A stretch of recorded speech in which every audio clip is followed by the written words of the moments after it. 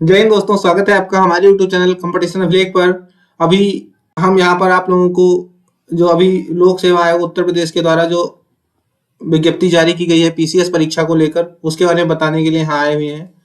तो notification out हो चुका है और आपके आवेदन प्रारंभ होने की तिथि है वो भी 1 जनवरी 2024 से प्रारंभ हो रहा है। और जो ऑनलाइन परीक्षा शुल्क जमा करने की अंतिम तिथि है वो है 29 जनवरी 2024। ठीक है। और जो फॉर्म ऑनलाइन सबमिशन के जो लास्ट डेट है वो है 2 फरवरी 2024। और जो ऑनलाइन सबमिट में सुधार जो भी है, संशोधन जो भी आप कर सकते हैं वो आप 9 फरवरी 2024 तक मात्र कर सकते हैं। ठीक है। इसके संबंध में हम लोग पूरी डिटेल से पढ़ेंगे कि इसमें क्या है, कैसे है, और कोई भी इसमें चीजें हम छोड़ेंगे नहीं, सारी बातें आपको बताएंगे। ठीक है। तो बने रहिए हमारे साथ। सबसे पहले तो आप लोग ये जान लीजिए कि कैसे आप लोग रजिस्ट्रेशन करेंगे। इसमें आपका सबसे महत्वपूर्ण है ओटीआर। बिना ओटीआर के कोई भी रजिस्ट्रेशन अब पीसीएस के लिए, मतलब जो उत्तर प्रदेश लोक सेवा आयोग है उसकी कोई भी वैकेंसी के लिए बिना ओटीआर के आप फॉर्म भर नहीं सकते हैं। ये आप लोगों ने जब आरओ की परीक्षा के लिए फॉर्म सबमिट किया होगा तब आपने देखा होगा। तो ओटीआर के बाद जो ओटीआर नंबर होता है उसको आप कहीं सेव कर लीजिएगा, फिर उसी के थ्रू आप लॉगिन करेंगे और अपना पूरा फॉर्म कंप्लीट करेंगे। ठीक है। आगे देखते हैं। अगर आप पूरा ऑनलाइन आवेदन नहीं करते, मतलब संपूर्ण डिटेल उसमें नहीं डालते हैं, तो आपका जो पत्र है वो निरस्त कर दिया जाता है। ठीक है, वो स्वीकार नहीं किया जाएगा। ऑनलाइन आवेदन कैसे करेंगे आप? तो सबसे पहले आपको जो आयोग की वेबसाइट है उसको खोलना है, uppcs.up.nic.in। ठीक है, उस पर ऑल नोटिफिकेशन पे आप जाएंगे, वहां पे आपको मिलेगा जो है एडवर्टाइजमेंट। उसमें आप देखेंगे यूजर इंस्ट्रक्शंस और व्यू एडवर्टीजमेंट, और एक आपका थर्ड ऑप्शन होगा अप्लाई। तो आपको क्लिक करना है अप्लाई पे। ठीक है। अगर आपको जानकारी लेनी है तो आप एडवर्टाइजमेंट पे क्लिक करेंगे, अदरवाइज आपको सीधे अगर अप्लाई करना है तो आप अप्लाई पे क्लिक करके फिर अपना ओटीआर जो है उससे लॉगिन करेंगे। पहले ओटीआर कर लेंगे आप लोग, फिर ओटीआर करके ओटीआर जब हो जाएगा, आपको ओटीआर नंबर मिल जाएगा, तो अप्लाई पे क्लिक करके आप वहां से ऑथेंटिकेट विद ओटीआर, वहां ओटीआर लॉगिन करेंगे। ठीक है। दूसरा चरण होगा आपका लॉगिन होने के बाद एक डैशबोर्ड खुलेगा। ठीक है। डैशबोर्ड खुलने के बाद आपका पार्ट 2 भरा जाएगा एप्लीकेशन का।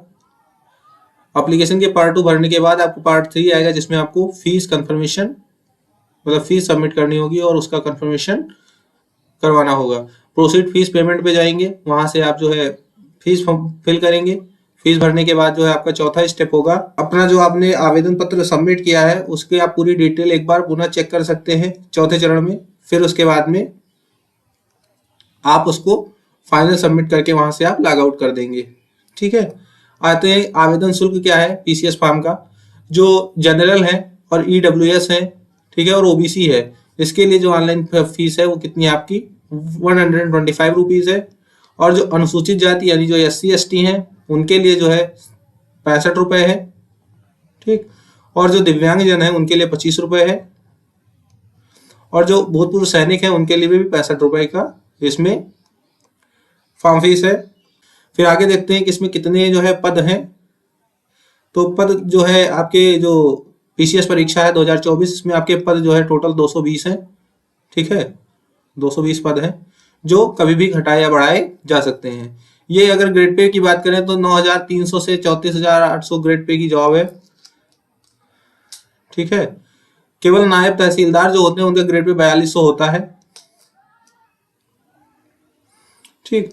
आगे देखते हैं इसमें कौन कौन से पद शामिल हैं। तो इसमें आप डिप्टी कलेक्टर, पुलिस उपाधीक्षक, खंड विकास अधिकारी, सहायक संभागीय परिवहन अधिकारी, असिस्टेंट कमिश्नर वाणिज्य कर, जिला, ऐसे बहुत सारे पोस्ट हैं इसमें, आप देख पा रहे होंगे। इन सभी पदों पर जो है परीक्षा कराई जाएगी। ये सारे पद जो है आपके पीसीएस परीक्षा के थ्रू ही भरे जाते हैं। तो आपने देखा बहुत ही महत्वपूर्ण पद हैं इसमें, और इसके लिए आपको चाहिए होगी एक तगड़ी मेहनत। अगर हम शैक्षिक अर्हता की बात करें तो किसी भी विश्वविद्यालय से जो भी फॉर्म भर रहा है उसको स्नातक की उपाधि आवश्यक है। ठीक है, यानी ग्रेजुएट उसको होना चाहिए। अब उसके बाद जो अदर जो जैसे भिन्न भिन्न पद हैं उस पर अलग अलग जो है एलिजिबिलिटीज है, लेकिन जो बेसिक पद है उनके लिए आपको क्या होना चाहिए, ग्रेजुएट होना चाहिए। अब आगे देख लेते हैं लिखित एवं साक्षात्कार माध्यम से विशिष्ट अर्हता के पद कौन कौन से हैं। तो इसमें सबसे पहला यहाँ पे देख पा रहे होंगे आप लोग, उत्तर प्रदेश कृषि श्रेणी 2 सेक्शन C सांख्यिकी शाखा के अंतर्गत। इसके लिए आपको किसी भी विश्वविद्यालय से गणित या गणितीय सांख्यिकी या कृषि सांख्यिकी में स्नातकोत्तर उपाधि या उसके समकक्ष मान्यता प्राप्त कोई भी अर्हता आपके पास होनी चाहिए, तभी आप इस पद के लिए फॉर्म भर सकते हैं। दूसरा यहाँ पे आप देख सकते हैं सहायक नियंत्रक विधिक माप विज्ञान ग्रेड 2। इसके लिए आपको किसी भी विश्वविद्यालय से, किसी भी भारत में विधि द्वारा स्थापित किसी भी विश्वविद्यालय से आपके पास क्या होना चाहिए, मान्यता प्राप्त भौतिकी या यांत्रिकी अभियंत्रण सहित विज्ञान में उपाधि होनी चाहिए। देवनागरी लिपि में हिंदी का कार्यकारी ज्ञान भी आपको होना चाहिए। अगला आप तीसरा पॉइंट यहाँ पे देख पा रहे होंगे, व्यवस्थापन अधिकारी या व्यवस्थापक जो राज्य संपत्ति विभाग का होगा उसके लिए विधि द्वारा स्थापित किसी विश्वविद्यालय में स्नातक उपाधि 2, ठीक है, तथा किसी भी मान्यता प्राप्त संस्था से होटल मैनेजमेंट एवं कैटरिंग टेक्नोलॉजी में डिप्लोमा भी उसके पास होना चाहिए, वो इस वैकेंसी के लिए पात्र होगा, ठीक है। या दूसरा इसमें और भी है, या तो ये ऊपर वाली वैकेंसी मतलब एलिजिबिलिटी होनी चाहिए, या फिर भारत में विधि द्वारा स्थापित किसी विश्वविद्यालय से होटल मैनेजमेंट एवं कैटरिंग टेक्नोलॉजी में स्नातक की उपाधि होनी चाहिए, ठीक है। आगे देख लेते हैं, पोस्ट 4 है यहाँ पे उपनिबंधक। उपनिबंधक के लिए जो है आपको विधि स्नातक यानी लॉ ग्रेजुएट होना चाहिए, आपको LLB से आपको स्नातक होना अनिवार्य है। तो इसमें सहायक निदेशक उद्योग हथकरघा पोस्ट है, इसके लिए क्या एलिजिबिलिटी होनी चाहिए, किसी भी मान्यता प्राप्त संस्था से कला विज्ञान वाणिज्य या प्रौद्योगिकी में स्नातकोत्तर उपाधि या वस्त्रोद्योग में कम से कम स्नातक उपाधि आपके पास होनी चाहिए, ठीक है। अब अगर हम शारीरिक मापदंड की बात करें, शारीरिक मापदंड वाले पदों जैसे कि इसमें आपका आ जाएगा पुलिस उपाधीक्षक, अधीक्षक कारागार, जिला कमांडेंट होमगार्ड, आबकारी निरीक्षक, उपकारापाल आदि जो भी होते हैं, इनके लिए शारीरिक मानदंड की भी कुछ उसमें जो है क्राइटेरिया दिया जाता है। तो सबसे पहले हम लोग बात कर लेते हैं पुलिस उपाधीक्षक पर, डिप्टी SP जिसको कहते हैं। इसमें आपके पास जो पुरुष अभ्यर्थी हैं उनका जो हाइट उनकी जो हाइट है वो 165 सेंटीमीटर होनी चाहिए, और जो चेस्ट है 84 होना चाहिए बिना फुलाए और 89 होना चाहिए फुलाने पर। जो अनुसूचित जाति है उसके लिए 160 सेंटीमीटर की हाइट होनी चाहिए और 79 सेंटीमीटर चेस्ट होना चाहिए और 84 सेंटीमीटर उसको फुलाने के बाद होना चाहिए, मतलब कम से कम 5 सेंटीमीटर फुलना चाहिए। ये वही आपको जो है 5 सेंटीमीटर कम से कम फुलाना रहेगा, ठीक है। अब महिला अभ्यर्थियों के लिए अगर बात करें तो जो जनरल और जो OBC से संबंधित महिलाएं हैं उनके लिए हाइट जो है 152 सेंटीमीटर होनी चाहिए, और उनमें सीना का कोई महत्व नहीं होता है, वहां पे वेट होता है, बाकी चेस्ट का कोई वो नहीं होता है। अनुसूचित जाति के लिए हाइट 147 सेंटीमीटर होनी चाहिए, और जो वजन है महिलाओं के लिए न्यूनतम 40 किलोग्राम होना चाहिए। अगर 40 किलोग्राम से कम वजन है तो आप अनफिट हो जाएंगी। ये आपका है पुलिस अधीक्षक के लिए। फिर बात करते हैं जिला कमांडेंट होमगार्ड के लिए। जिला कमांडेंट होमगार्ड के लिए अगर बात करें तो इसमें एक जो पुरुष अभ्यर्थी होगा उसकी जो हाइट है सेंटीमीटर में वो 165 सेंटीमीटर चाहिए होगी। चेस्ट जो है बिना फुलाए 84 सेंटीमीटर और फुलाने पर 89 सेंटीमीटर, लगभग ऊपर जो अभी पुलिस अधीक्षक की है वही इसमें होगी, लेकिन इसमें जो महिला अभ्यर्थी हैं उनके लिए जो है हाइट का थोड़ा सा डिफरेंस है, क्योंकि यहाँ पे 150 सेंटीमीटर कर दिया गया और वहां पे 152 सेंटीमीटर था, ठीक है। और यहाँ पे चेस्ट जो है 79 और 84 तथा पुरुष अभ्यर्थी कुमायूं और गढ़वाल मंडलों में अनुसूचित जनजाति के अभ्यर्थियों हेतु यहाँ पे आपकी जो ऊंचाई होगी वो 160 सेंटीमीटर मांगी गई है, और जो चेस्ट है 84 और 89 का होना चाहिए, ठीक है। अब बात कर लेते हैं अधीक्षक कारागार पद हेतु। अधीक्षक कारागार पद हेतु जो हाइट की बात है वो 168 सेंटीमीटर बताई गई है, ठीक है। और जो कुमायूं एवं गढ़वाल संभाग के अभ्यर्थी हैं उनके लिए 163 सेंटीमीटर का क्राइटेरिया रखा गया है। सीने का जो है वो बिना फुलाए 81.3 सेंटीमीटर, साथ ही फुलाने पर 86.3 सेंटीमीटर, मतलब 5 सेंटीमीटर का अंतर होना चाहिए। फिर बात कर लेते हैं आबकारी निरीक्षक पद के लिए। इसमें जो पुरुष अभ्यर्थी हैं उनके लिए 167 सेंटीमीटर हाइट होनी चाहिए, और जो है चेस्ट 81.2 और फुलाने पर 86.2 होना चाहिए। महिला अभ्यर्थी के लिए जो है हाइट 141 सेंटीमीटर होना चाहिए, और जो अन्य महिला अभ्यर्थी हैं उनके लिए 152 होना चाहिए, ठीक है। उपकारापाल के लिए अगर बात करें तो इसमें पुरुष अभ्यर्थियों के लिए हाइट जो है 168 सेंटीमीटर और महिला अभ्यर्थियों के लिए 152 सेंटीमीटर होनी चाहिए। आगे देख लेते हैं अनुसूचित जनजाति के संबंध में जो है पुरुष के लिए 160 सेंटीमीटर और महिला के लिए 147 सेंटीमीटर की क्राइटेरिया रखा गया है, ठीक है। आप लोगों के मन में अगर डाउट है कि माइनस मार्किंग नहीं होती है तो यहाँ पे जो है निगेटिव मार्किंग है वो होती है, ठीक है। निगेटिव मार्किंग यहाँ पे होती है, 4 विकल्प होते हैं उत्तर के, और आपका यहाँ पे निगेटिव मार्किंग की अगर बात करें तो 1/4 3 यानी 0.3033 का नेगेटिव मार्किंग होता है। परीक्षा का जो द्वितीय प्रश्न पत्र होगा वो उसमें 33% अंक प्राप्त किया जाना अनिवार्य होगा, यानी इसी को सीसैट बोलते हैं। इसमें आपका 33% अंक प्राप्त करना अनिवार्य होता है। और जो मेरिट का निर्धारण होता है प्रारंभिक परीक्षा के प्रश्न पत्र जो फर्स्ट है उससे होता है, उसमें सेकंड प्रश्न पत्र का कोई रोल नहीं होता है। सेकंड प्रश्न पत्र में केवल आपको पासिंग मार्क चाहिए होता है, तो आप लोग ये ध्यान रखिएगा।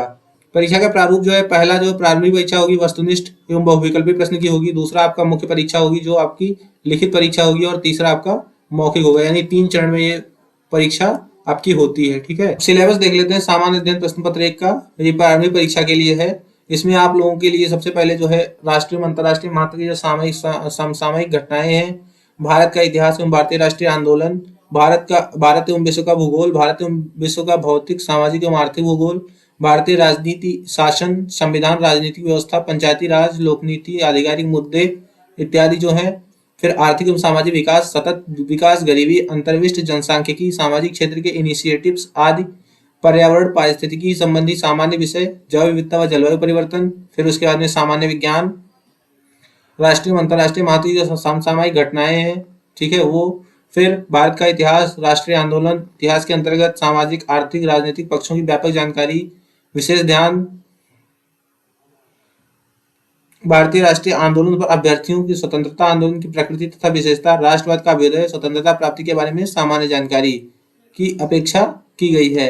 अगला है विश्व भूगोल, भारत एवं विश्व का भौतिक सामाजिक एवं आर्थिक भूगोल। विश्व भूगोल में विषय की केवल सामान्य जानकारी की परख होनी है, इसमें कोई डिटेल में नहीं पूछा जाएगा। अगला आपका भारत का भूगोल के अंतर्गत देश के भौतिक सामाजिक एवं आर्थिक भूगोल के से संबंधित प्रश्न होंगे। भारतीय राजनीति एवं शासन संविधान राजनीतिक व्यवस्था पंचायती राज लोकनीति आधिकारिक प्रकरण आदि जो भी भारतीय राज्य व्यवस्था अर्थव्यवस्था एवं संस्कृति के अंतर्गत देश के पंचायती राज तथा सामुदायिक विकास सहित राजनीतिक प्रणाली के ज्ञान तथा भारत की आर्थिक नीति के व्यापक लक्षणों एवं भारतीय संस्कृति की जानकारी पर प्रश्न होंगे। ठीक है, आगे आपका है आर्थिक एवं सामाजिक विकास, सतत विकास, गरीबी, अंतर्विष्ट जनसांख्यिकी, सामाजिक क्षेत्र में इनिशिएटिव आदि अभ्यर्थियों की जानकारी का परीक्षण कर जनसंख्या, पर्यावरण तथा नगरीकरण की समस्या तथा उनके संबंधों में परिप्रेक्ष्य में किया जाएगा। पर्यावरण एवं पारिस्थितिकी संबंधी सामान्य विषय, जैव विविधता जलवायु परिवर्तन, इस विषय में विषय की विशेषज्ञता की आवश्यकता नहीं है, सामान्य जानकारी आपके पास होनी चाहिए। ठीक है, अगला है सामान्य विज्ञान। सामान्य विज्ञान के प्रश्न दैनिक अनुभव तथा प्रेक्षण से संबंधित विषयों सहित विज्ञान के सामान्य परिबोध जानकारी पर आधारित होंगे। ये आपके जो है प्रीलिम्स का जो है पेपर है। ठीक है, प्रीलिम्स में आपके जो मौखिक जो प्रारंभिक परीक्षा है उसके प्रश्न पत्र 1 का ये सिलेबस है, यहीं से आपका जो है क्वेश्चंस पूछे जाएंगे। अगला देखते हैं जो पेपर 2 होगा, सामान्य अध्ययन पेपर 2 सीसैट जिसको बोलते हैं, जिसमें आपको जो है केवल पासिंग मार्क 33% लाना अनिवार्य है। उसके अगर सिलेबस की बात करें तो कंप्रीहेंशन, अंतर्वैयक्तिक क्षमता जिससे संप्रेषण कौशल भी समाहित है, तार्किक एवं विश्लेषणात्मक योग्यता, निर्णय क्षमता एवं समस्या का समाधान, सामान्य बौद्धिक योग्यता, प्रारंभिक गणित हाई स्कूल स्तर तक, सामान्य अंग्रेजी और सामान्य हिंदी। प्रारंभिक गणित के पाठ्यक्रम में अगर बात करें तो संख्या पद्धति में अपरिमेय, परिमेय, वास्तविक संख्या, पूर्णांक संख्या, विभाजक, अविभाज्य, पूर्णांक संख्या, लघुत्तम समापवर्त, महत्तम समापवर्त। ठीक है, फिर उसके बाद एवरेज, अनुपात, समानुपात, प्रतिशत, ये सारे। फिर उसके बाद में लाभ हानि, ब्याज, साधारण एवं चक्रवृद्धि ब्याज, काम एवं समय, चाल एवं दूरी, ये मैथ का हो गया। फिर उसके बाद बीजगणित, ये अंक गणित का हो गया। बीजगणित में बहुपद के गुणनखंड, बहुपदों का लघुत्तम समापवर्त, महत्तम समापवर्त, द्विघात समीकरण। फिर उसके बाद समुच्चय सिद्धांत, उप समुच्चय, उचित समुच्चय, रिक्त समुच्चय, समुच्चय के बीच संक्रियाएं, प्रतिच्छेद, अंतर सममित, अंतर्बेन आरेख, ये सारी चीजें। फिर रेखा गणित की अगर बात करें तो त्रिभुज, आयत, वर्ग, समलंब चतुर्भुज, वृत्त की रचना एवं उनकी गुण संबंधी प्रमेय, परिमाप एवं क्षेत्रफल, गोला, समकोणीय वृत्ताकार बेलन, समकोणीय वृत्ताकार शंकु, घन के आयतन एवं पृष्ठ क्षेत्रफल। फिर सांख्यिकी के अंतर्गत आंकड़ों का संग्रह, आंकड़ों का वर्गीकरण, बारंबारता बंटन, सारणियन, संचयी बारंबारता, आंकड़ों का निरूपण, दंड चार्ट, पाई चार्ट, आयत चित्र, बारंबारता बहुभुज, संचयी बारंबारता वक्र, केंद्रीय प्रवृत्ति की माप, समांतर माध्य, माध्यिका एवं बहुलक, ये आपके रेखा गणित के टॉपिक हैं। ठीक है, फिर उसके बाद में आपका जनरल इंग्लिश से कुछ क्वेश्चन पूछे जाएंगे जिसमें आपका कंप्रीहेंशन हो जाएगा, एक्टिव पैसिव वॉइस से क्वेश्चंस आएंगे, पार्ट ऑफ स्पीच से क्वेश्चंस आएंगे, ट्रांसफॉर्मेशन ऑफ सेंटेंसेस से क्वेश्चंस आते हैं, डायरेक्ट इनडायरेक्ट स्पीच से आता है, पंक्चुएशन एंड स्पेलिंग से आता है, वर्ड मीनिंग आती है, वैकेबुलरी एंड यूजेस आते हैं, आइटम्स एंड फ्रेजेस आते हैं और फिल इन द ब्लैंक्स होते हैं। फिर उसके बाद सामान्य हिंदी की अगर बात करें तो वर्णमाला एवं विराम चिन्ह, शब्द रचना एवं वाक्य रचना, शब्द रूप, समास, क्रिया, अनाकार्थी शब्द, विलोम, पर्यायवाची, मुहावरे एवं लोकोक्तियां, तत्सम एवं तद्भव, देशज विदेशज, ठीक है, वर्तनी, अर्थबोध, हिंदी भाषा में उपयोग होने वाली अशुद्धियां और उत्तर प्रदेश की जो प्रमुख बोलियां हैं उनसे रिलेटेड क्वेश्चंस इसमें होंगे। ठीक है, अब मुख्य परीक्षा की अगर बात करें तो मुख्य परीक्षा में आपका पहले होगा सामान्य हिंदी। सामान्य हिंदी में जो गद्य खंड दिया होगा उसके अवबोध एवं प्रश्नोत्तर, संक्षेपण, सरकारी एवं अर्धसरकारी पत्र लेखन, तार लेखन, कार्यालय आदेश, अधिसूचना परिपत्र, शब्द ज्ञान एवं प्रयोग, उपसर्ग एवं प्रत्यय, विलोम, वाक्यांश के लिए एक शब्द, वर्तनी एवं वाक्य शुद्धि, लोकोक्ति एवं मुहावरे, ये सामान्य हिंदी का आपका मुख्य परीक्षा का सिलेबस है। फिर उसके बाद निबंध की अगर बात करें तो निबंध प्रश्न पत्र में 3 खंड होंगे और प्रत्येक खंड से आपको एक विषय पर 700 शब्दों में निबंध लिखना होगा। प्रत्येक खंड 50 अंक का होगा। ठीक है, इसमें आपके तीनों खंड के जो टॉपिक हैं, पहले में साहित्य एवं संस्कृति होगा, सामाजिक क्षेत्र और राजनीतिक क्षेत्र होगा। खंड 2 में यानी खंड खा में आपका होगा विज्ञान, पर्यावरण, प्रौद्योगिकी, आर्थिक क्षेत्र और कृषि, उद्योग एवं व्यापार। और खंड गा जो होगा उसमें राष्ट्रीय एवं अंतर्राष्ट्रीय घटनाक्रम, प्राकृतिक आपदाएं, भूस्खलन, भूकंप, बाढ़, सूखा आदि। और तीसरा होगा राष्ट्रीय विकास योजनाएं और परियोजनाएं। ये आपके 3 खंड होंगे। इसी में तीनों खंड से प्रत्येक खंड से एक एक क्वेश्चन करना होता है और ये आपके 50-50 अंक के होंगे। सामान्य अध्ययन प्रश्न पत्र 1 से 6 तक है। उसके पाठ्यक्रम सामान्य अध्ययन 1 में आपका जो है इतिहास होगा। इतिहास में आपके प्राचीन काल से लेकर आधुनिक काल तक जो कला, साहित्य, वास्तुकला, ये सारे महत्वपूर्ण पहलू शामिल होंगे। दूसरा आपका आधुनिक भारत की इतिहास 1757 से 1947 तक की जो भी महत्वपूर्ण घटनाएं, व्यक्तित्व एवं समस्याएं हैं, ये इसमें आपके सामान्य अध्ययन प्रश्न पत्र 1 में पूछे जाएंगे। प्रश्न पत्र 4 जो है आपका उसमें नीति शास्त्र तथा मानवीय अंत, इसमें जो है जो इथिक्स है आपकी उससे रिलेटेड टॉपिक्स हैं और उससे रिलेटेड क्वेश्चंस पूछे जाएंगे। ठीक है, ये पीडीएफ आपको हमारे टेलीग्राम चैनल कंपटीशन अवेलेबल पर मिल जाएगी, वहां से आप लोग देख सकते हैं। बात करते हैं सामान्य अध्ययन पेपर 4 की क्या है, इसमें क्या पूछा जाएगा। तो इसमें आपका उत्तर प्रदेश स्पेशल पूछा जाएगा। उत्तर प्रदेश का इतिहास, उसकी सभ्यता, संस्कृति, प्राचीन नगर, वास्तुकला, उसका रखरखाव, संग्रहालय, अफ्लीगागार, पुरातत्व। ठीक है, स्वतंत्रता संग्राम में 1857 से पहले एवं बाद में क्या योगदान रहा उत्तर प्रदेश का। उत्तर प्रदेश के स्वतंत्रता सेनानी कौन कौन से रहे। उत्तर प्रदेश में जो शहरी जनजातीय मुद्दे हैं, जो सामाजिक संरचना, त्योहार, मेले, संगीत, लोक भाषा, सामाजिक प्रथाएं जो भी हैं। ठीक है, उत्तर प्रदेश की जो राजव्यवस्था, शासन प्रणाली है, ये सारी चीजें। उत्तर प्रदेश में लोक सेवा आयोग, लेखा परीक्षा, महान्यायवादी, उच्च न्यायालय, अधिकार क्षेत्र, जो उत्तर प्रदेश चयन मानदंड है, राजभाषा, संचित निधि, आकस्मिक निधि, राजनीतिक दल एवं अन्य, निर्वाचन आयोग, ये सारे टॉपिक्स आपके जो उत्तर प्रदेश से स्पेसिफिक होंगे वो इसमें जुड़ेंगे। उत्तर प्रदेश की जो सुरक्षा से जुड़े मुद्दे हैं, जैसे उग्रवाद के प्रसार के बीच संबंध, उग्रवाद के प्रसार एवं विकास के बीच में क्या संबंध है, बाह्य राज्य एवं अंतर्राज्यीय संक्रियाओं से आर्थिक सुरक्षा के लिए चुनौती पैदा करने में संचार नेटवर्कों, मीडिया नेट, सोशल साइटों की भूमिका क्या है। ठीक है, साइबर सुरक्षा के बुनियादी नियम, काले धन को वैध बनाना, इनकी रोकथाम, ये सारे सिलेबस का टॉपिक सिलेबस है जो आपके उत्तर प्रदेश स्पेशल से पूछे जाएंगे। ये आपका प्रश्न पत्र 5 होगा। प्रश्न पत्र 6 की अगर बात करें तो इसमें आपका उत्तर प्रदेश में आपके अर्थव्यवस्था, बजट, बुनियादी ढांचा एवं भौतिक संसाधनों का महत्व, उत्तर प्रदेश का व्यापार, वाणिज्य, उद्योग, उत्तर प्रदेश लोक की कल्याणकारी योजनाएं, परियोजनाएं, नियोजित विकास, मानव संसाधन एवं कौशल विकास, उत्तर प्रदेश निवेश मुद्दे, प्रभाव। ठीक है, इसमें भी उत्तर प्रदेश विशेष से सारे क्वेश्चन, बहुत सारे क्वेश्चन जो है आपके विभिन्न जो टॉपिक हैं, जैसे जलवायु परिवर्तन, मौसम पूर्वानुमान, उत्तर प्रदेश की प्राकृतिक संसाधन, मृदा, जलवायु, घास मैदान, आर्द्र भूमि, औद्योगिक विकास, शक्ति संसाधन, अधोसंरचना, उत्तर प्रदेश में राष्ट्रीय उद्यान एवं वन्यजीव अभ्यारण्य, विभिन्न क्षेत्रों में विकासीय सूचकांक। ठीक है, नवीन वानिकी गति, जननांकी एवं जनसंख्या जनगणना, विज्ञान एवं तकनीकी के मुद्दे, प्रसार एवं प्रयत्न। ठीक है, ये सारे टॉपिक होंगे। तो ये कुछ महत्वपूर्ण फैक्ट्स से जो हमने बताया। आप जो है अगर यूपीपीसीएस की तैयारी कर रहे हैं तो आपके लिए वीडियो बहुत ही महत्वपूर्ण होगी।